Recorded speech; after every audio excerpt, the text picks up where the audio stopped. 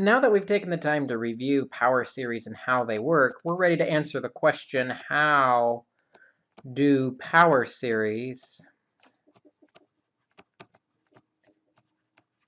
help solve differential equations?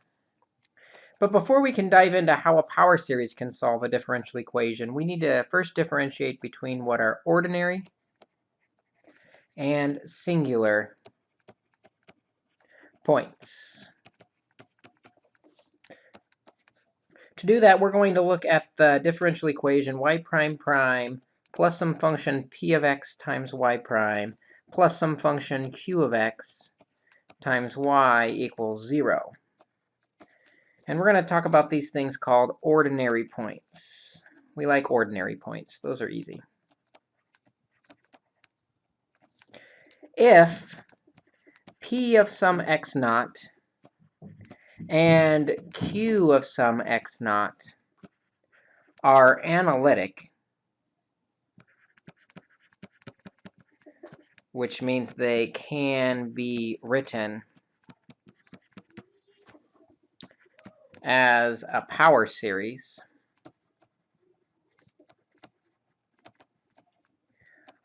with a non-zero radius of convergence,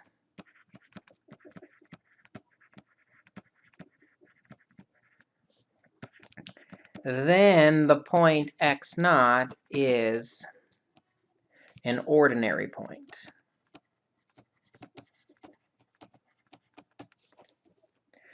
And basically the opposite would be a singular point.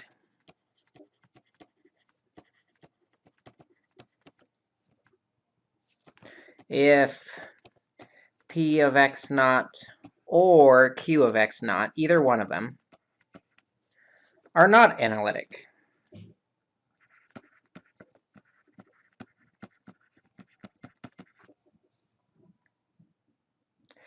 so for example,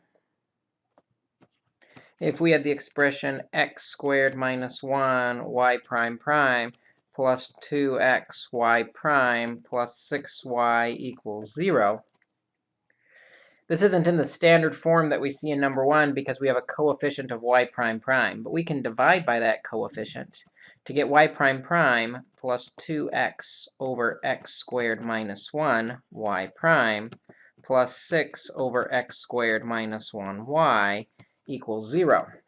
And then we've got our expression for p of x and q of x, and we just need to decide when they're analytic and when they're not. Well, these are not analytic if the denominator is equal to 0, which means at x equals plus or minus 1. So these plus or minus 1 points are singular points. Then our ordinary points are everything besides x equals plus or minus 1. Any other value besides x equals 1 and negative 1 will have a power series that converges with a radius of convergence that's non-zero. Why do we care? Well, the main reason we care is if x naught is an ordinary point,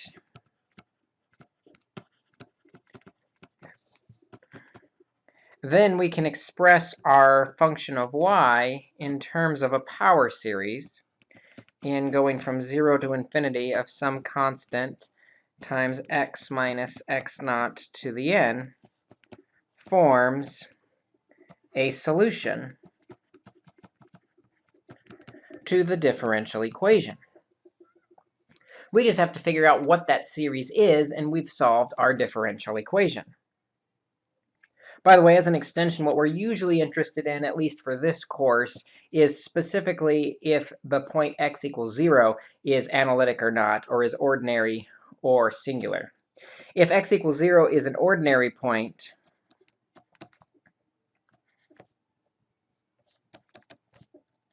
we'll use OP for ordinary point, then we'll use the expression y equals the sum as n goes from 0 to infinity of c sub n x to the n, which is a much simpler power series to work with. And what's nice is we can take the derivative of that series piecewise So we have the sum bringing the n out front of c sub n x to the n minus 1. One thing we'll be careful of, though, is when we take the derivative, the first term of this series is a constant.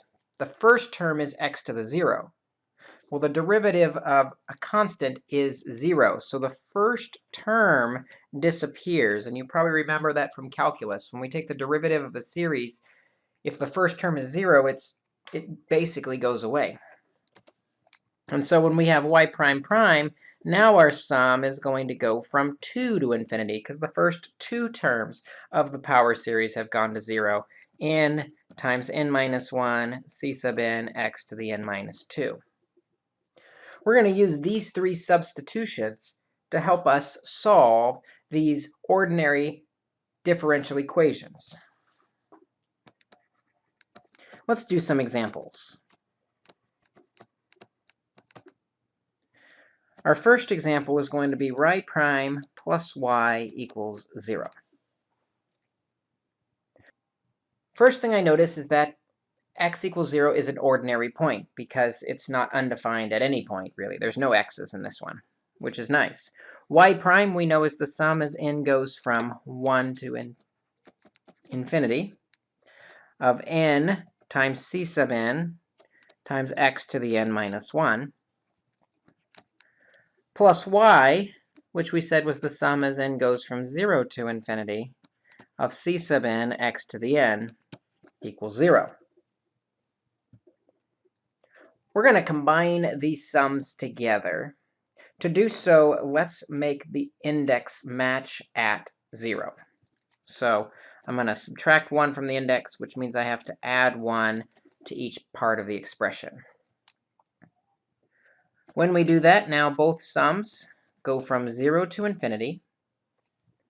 Also, we notice both sums will have an x to the n. And that leaves behind n plus 1 times c sub n plus 1 plus c sub n equals 0.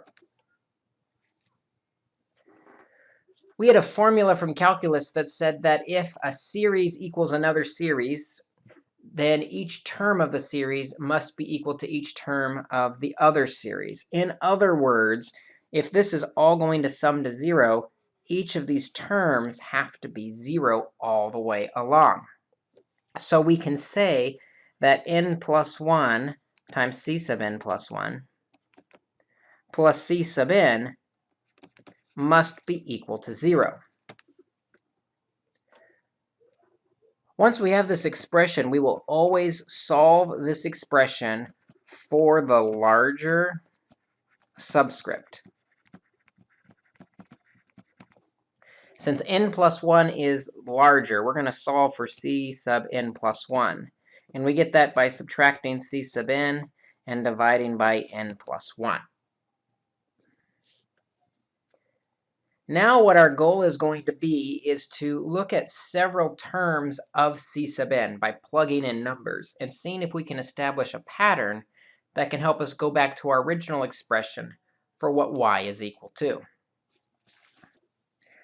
Our sum was set up to go from n equals 0, so our first thing we're going to try is that we'll let n equal 0 and see what this expression becomes.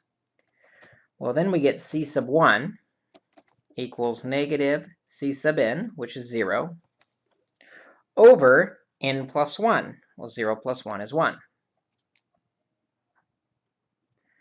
Okay, let's look at n equals 1. C sub n plus 1 becomes c sub 2 equals negative c sub n. Now I'm going to copy, I always like to copy the c sub n separately, so I'm going to call this negative 1 over n plus 1, 1 plus 1 is 2, times my c sub n, which was negative c sub 0 over 1.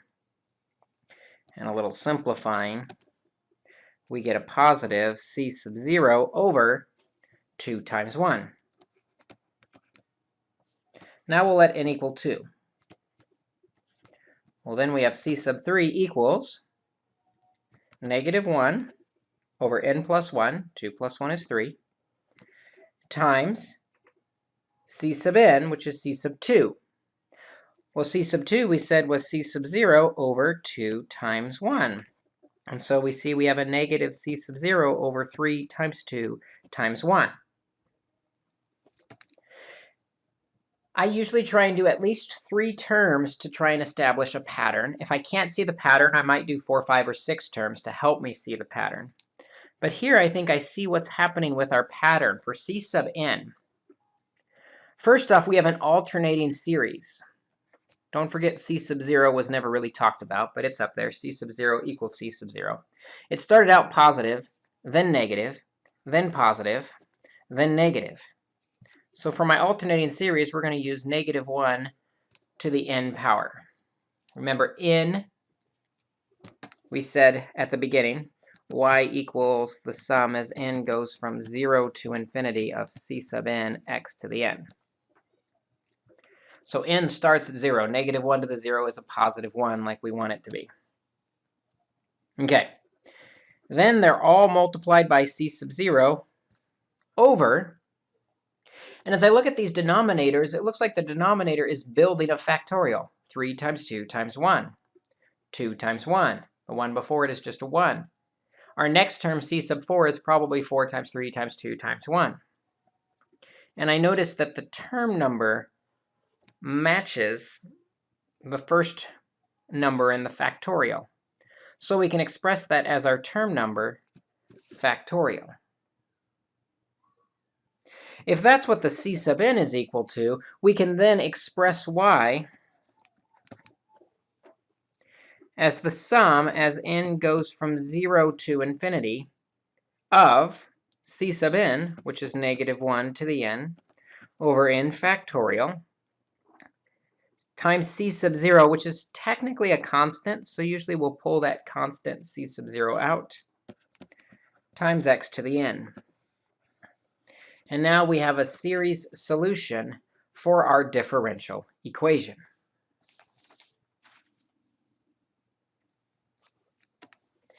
These can increase in complexity as we raise the derivatives.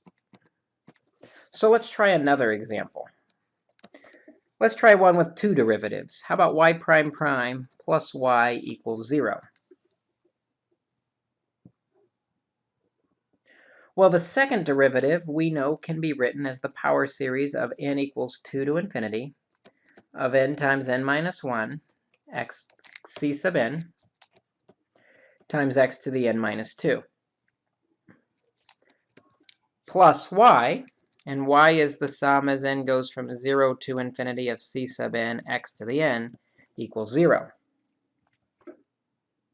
Well, if I plug these indices into our first term, you'll see they both become x to the 0, which is great. To combine the sums, then, we need to get a common index. Let's make our common index 0 by subtracting 2 from the index and adding 2 to each of these ends. When I do that, we get the sum as n goes from 0 to infinity. Again, we'll notice that both parts have an x to the n. So let's factor that out. Leaving behind n plus 2 times n plus 1 c sub n plus 2 plus a c sub n equals 0. Well, again, all this c sub n stuff must be equal to 0. So we have n plus 2 times n plus 1 c sub n plus 2 plus c sub n equals 0. Again, we're going to keep our strategy, as always, to solve for the larger subscript, which is c sub n plus 2. We get that by subtracting c sub n and then dividing by n plus 2 times n plus 1.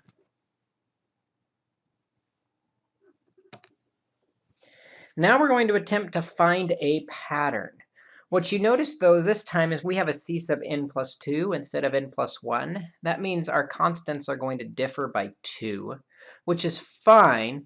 When we have a second derivative, we would expect our answer to have a c1 and a c2, or 2 separate constants in it. So we're going to organize kind of in two columns. First, we'll start at, our index starts at 0. So we'll start at 0. And we'll make a column for all the evens. And then we'll look at n equals 1 and make a column for all of the odds. And keep track of those separately, because quite often different things are happening in the evens and the odds when we're dealing with second derivatives. So first, when n equals 0, we have c sub 2 equals negative c sub 0 over 0 plus 2 is 2, and 0 plus 1 is 1. When n equals 1, we have c sub 3 equals negative c sub n, which is 1, over 1 plus 2 is 3, and 1 plus 1 is 2. Now we'll look at n equals 2. This gives us our fourth constant is equal to negative, remember I'm going to treat that c sub n separate, 1 over n equals 2, so 2 plus 2 is 4, 2 plus 1 is 3, times c sub 2, which we said was negative c sub 0 over 2 times 1. And the negative make a positive. That's nice. When n equals 3, we have c sub 5 equals, again, negative 1 over 3 plus 2 is 5, 3 plus 1 is 4, times the previous term, or times c sub n, which is c sub 3, which we said was negative c sub 1 over 3 times 2. Negative and a negative makes a positive. N equals 4. Gives us c sub 6 equals negative 1 over 4 plus 2 is 6, times 4 plus 1 is 5, times c sub 4, which we said was c sub 0 over 4 times 3 times 2 times 1. Starting to see the pattern now. But let's do one more, so we have 3 for both the evens and the odds. When n equals 5, we're talking about c sub 7, which is negative 1 over 5 plus 2 is 7, 5 plus 1 is 6, times c sub 5, which was c sub 1 over 5 times 4 times 3 times 2.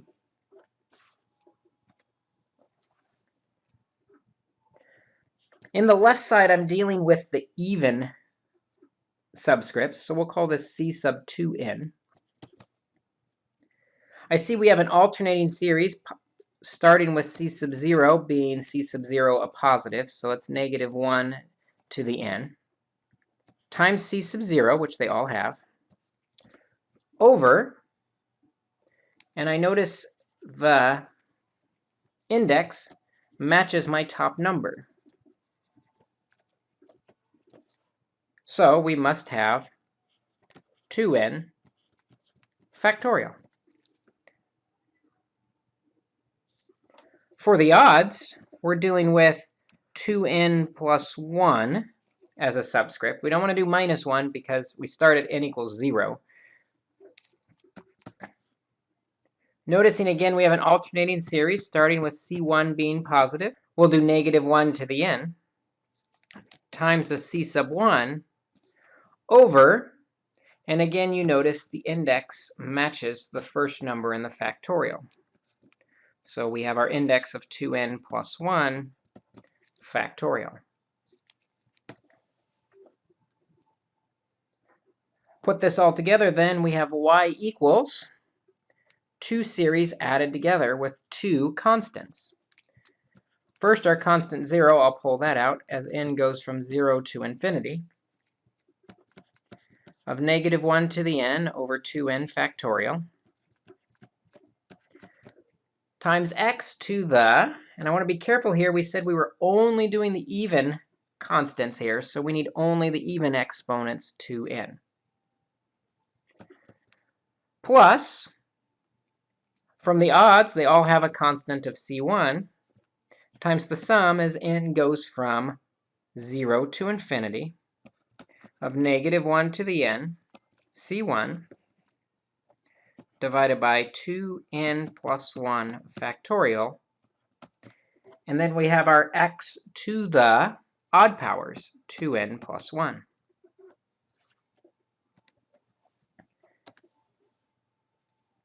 This technically is our series solution to the differential equation. But I want to notice something interesting is if you remember from your calculus days, you should recognize both of these series as important power series. The first series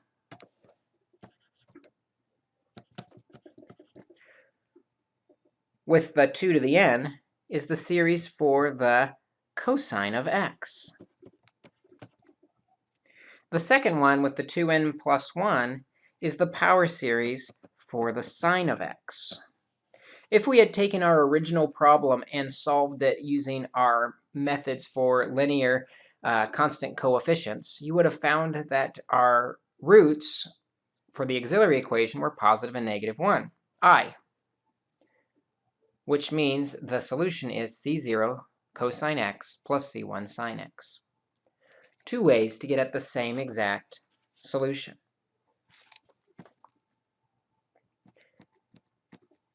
Now, these don't always come out as pretty as that one did. Let's look at one that's a little bit more involved. Let's try x squared plus 1 y double prime plus xy prime minus y equals 0. I'm going to distribute the y prime prime through as we evaluate this. So we have x squared times y double prime, which we know is the sum as n goes from 2 to infinity, of n times n minus 1 c sub n, x to the n minus 2, plus 1 times the sum as n goes from 2 to infinity, of n times n minus 1 c sub n x to the n minus 2, plus x times y prime. Y prime is the sum as n goes from 1 to infinity of n c sub n x to the n minus 1, minus y, which we said is the sum as n goes from 0 to infinity of c sub n x to the n equals 0. So this is going to take a little bit more work to combine together, and then figuring out our series might take a little bit more creativity. But let's see what we can do. Let's simplify this a little bit by pulling in these front terms into each expression. So we have the sum as n goes from 2 to infinity of n times n minus 1 c sub n x to the n minus 2 plus 2 more x's gives us x to the n, plus multiplying by 1 doesn't really change anything on the second sum, n times n minus 1 c sub n x to the n minus 2, plus multiplying the x in, we have n going from 1 to infinity of n times c sub n x to the n minus 1, plus 1 more x gives us x to the n. And I'm going to put that negative in just so that I don't lose it. So we're going to do this plus the sum as n goes from 0 to infinity of negative c sub n x to the n equals 0. All right, we want to eventually combine all these sums together. The problem is they have different exponents on x. We're going to want to factor that x out. So let's see what we have. We've got x squared on the first set of sums. When I plug 2 in, we've got x to the 0 on the second set as a starting point. On the third one, we've got x to the first as a starting point. And on the third one, we've got x to the 0 as a starting point. They all need to start at the same point. So since the sums start where they're at and count up, we're going to count everything up to an x squared. So we're going to pull off the first two terms when n equals 2 and n equals 3 from the second sum. We'll pull off the x to the first, which is just 1, when n equals 1. And we'll pull off two terms from the last one, and that's when n equals 0 and n equals 1. Let's look at what happens when we pull those terms out. From the second sum, putting n equals 2 in, we have 2 times 2 minus 1 is 1, times c sub 2, x to the 2 minus 2 is 0. Then I'll plug 3 in. Plus 3 times 3 minus 1 is 2. C sub 3, x to the 3 minus 1 is the first power. Plus, plugging 1 in, we've got 1 times c sub 1, x to the first, plus, actually minus, because of that negative there, c sub 0, x to the 0, minus c sub 1, x to the 1. All that stuff has been pulled out. So now we have our sum left over. And I'm going to write it on the next line just because it's not going to fit. But this technically is just continuing all on the same line. The sum as n goes from 2 to infinity of n times n minus 1 c sub n x to the n, plus the sum as n goes from, we pulled 2 terms off, so now n goes from 4 to infinity of n times n minus 1 c sub n x to the n minus 2. Notice when we pull terms off, it does not change the expression. We just change the starting point. Plus the sum as n goes from 2 to infinity, because we pulled 1 term off, n c sub n x to the n, plus the sum as n goes from 2 to infinity of negative c sub n x to the n equals 0. We're going to clean up the parts that we pulled out a little bit. And then what we can do is we can try and get all these sums to combine together to a single sum. We have on x to the 0, 2 times 1 is 2, c sub 2, x to the 0 is 1. We also have a minus c sub 0, x to the 0. Plus 2 times 3 is 6, c3x, plus 1, c1x, minus 1, c1x is 0, plus, so all those terms we pulled out front simplified quite nicely. Then what we're going to do is we're going to write all 4 of these sums as a single sum. We just have to decide the starting point. And it'd probably be easier just to change that second sum to count down to a n equals 2. So we'll subtract 2 from that index, which means we're going to add 2 inside each of those expressions. So now they are all n equals 2 to infinity, and they also all have an x to the n. So we can factor that out to get the expression we're going to work with. We have n times n minus 1 c sub n plus n plus 2 times n plus 1 c sub n plus 2 plus n times c sub n minus c sub n equals 0. Now we can start solving. First, let's look at the x to the 0 power terms. We know the coefficient of x to the 0 has to be 0, so 2c2 minus c sub 0 must equal 0. We always solve for the higher one, so we'll say c sub 2 is equal to a positive c sub 0 over 2. We also have, and I'm just going to put it underneath for the sake of space, 6c sub 3, the coefficient of x to the first, must equal 0. Well, dividing by 6, c sub 3 is 0, and we really like it when we see a constant equals to 0, because that's going to make all the constants that are built off of it probably equal to 0 as well. I'll show you what that looks like in a minute. Now for the fun part. The other coefficient has to also be 0. So we have n times n minus 1 c sub n plus n plus 2 times n plus 1 c sub n plus 2 plus n c sub n minus c sub n has to equal 0.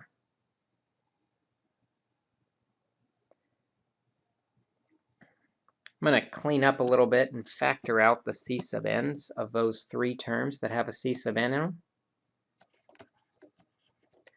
When I do, I have n times n minus 1 plus n minus 1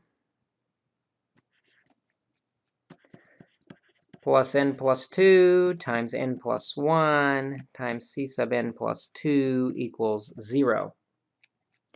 And if I group the n minus 1 together, I can factor out that common factor of n minus 1. Just try to make it easier to work with here.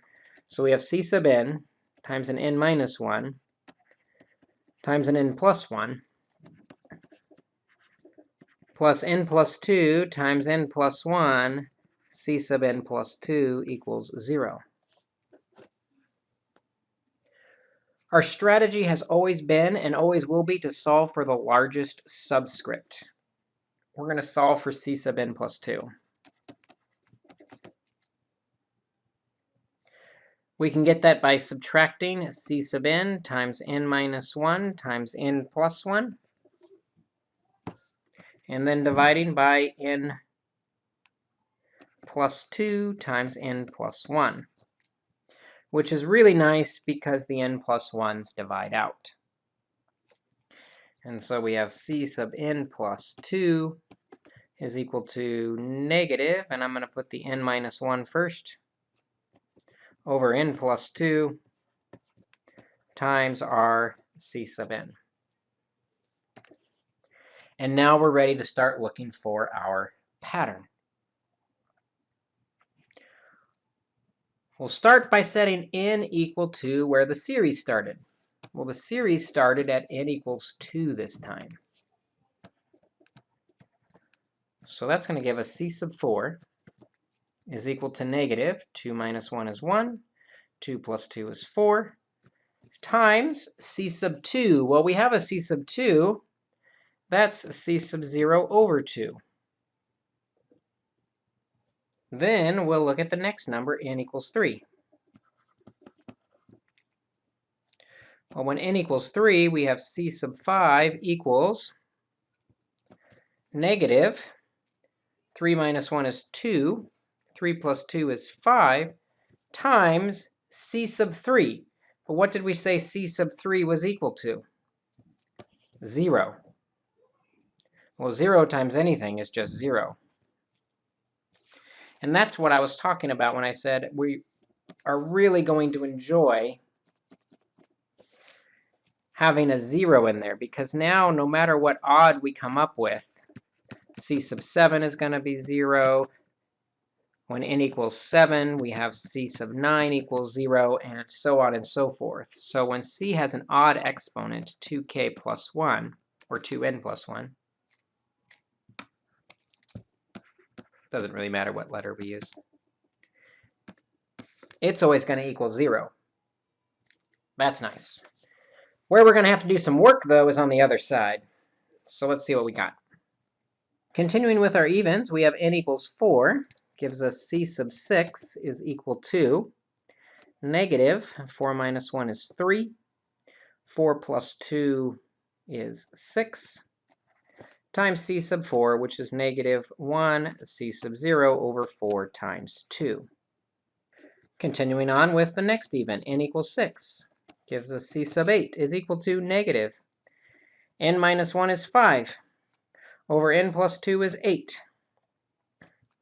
times c sub 6, which is negative 3 times negative 1 c sub 0 over 6 times 4 times 2.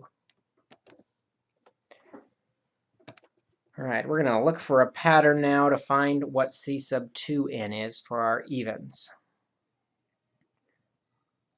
One thing I want to notice is the denominators are evens counting down. When we see evens counting down, we're going to pull a 2 out of each part. And that's going to give us 2 squared on this first one. And the reason we do that is that's going to leave us with 2 times 1. When we divide a 2 out of each factor of the other denominator, we have 2 to the third times 3 times 2 times 1. Same thing on the third one. When we factor a 2 out of each factor, we end up with 2 to the fourth times 4 times 3 times 2 times 1. So for my general expression, the denominator must be 2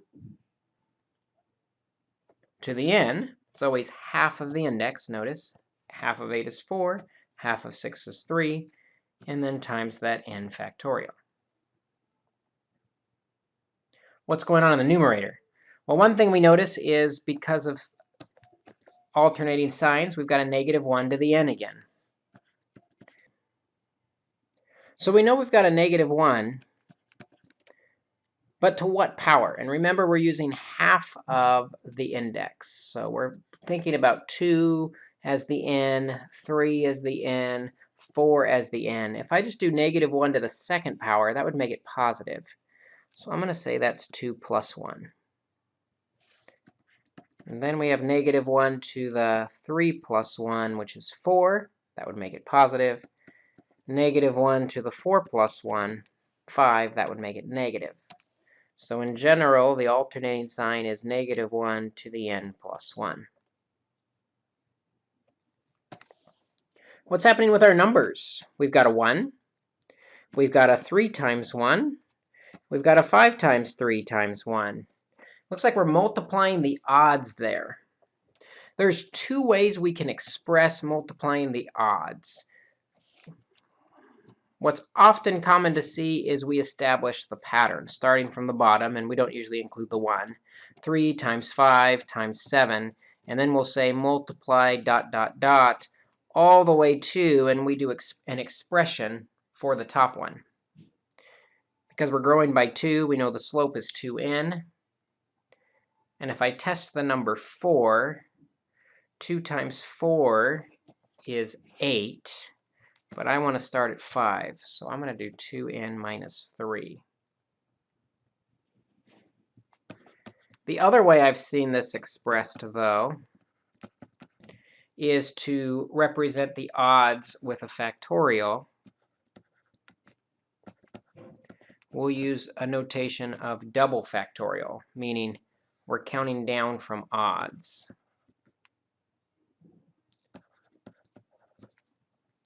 With evens, we could just factor out a 2 of each one, and then we had 2 to the n times n factorial. But with odds, we have no such tricks. So either we just write down what the pattern is going to look like, or what you'll often see is the double factorial to represent counting down by 2's instead of counting down by 1's.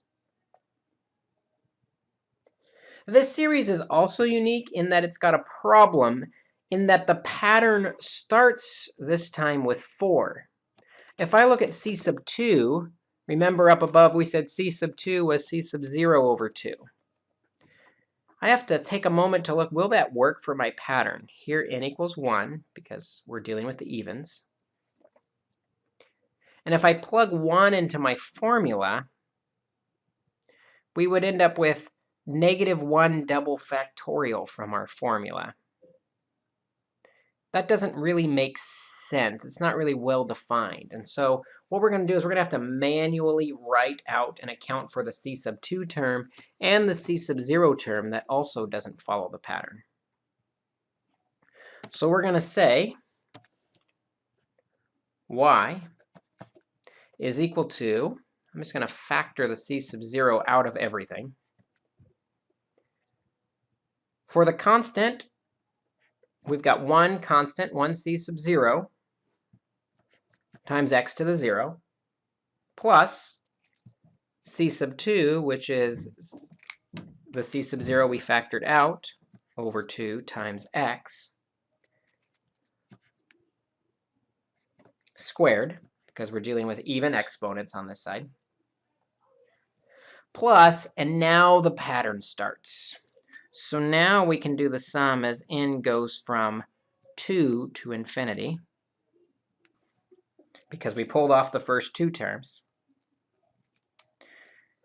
times negative 1 to the n plus 1 times, I'm going to use the double factorial notation, but you could have used either expression, over 2 to the n times n factorial x to the 2n. Because again, we're just dealing with the even exponents here. Plus, we would expect to see a C1 from the odd exponents. What happened to that? Well, remember everything from C3 equaling 0 on down all equaled 0. C3 was 0, C5 is 0, C7 is 0, C9 is 0. They're all 0. But we never accounted for C1. We never said C1 is 0. C1 still exists. So C1 is going to be multiplied times x to the first power. And so while our evens was really ugly and big, the odds is just x to the first. Then x to the third is 0, x to the fifth is 0, and so on. So we're just left with this big, ugly expression as our solution for y. The best way to get good at these is to practice doing them yourself, trying to identify the patterns. Some of them are much simpler, like the first two examples, but some do get more complex, like this last example. So the best thing to do is practice, practice, practice. Good luck as you do so, and we'll see you in the next video.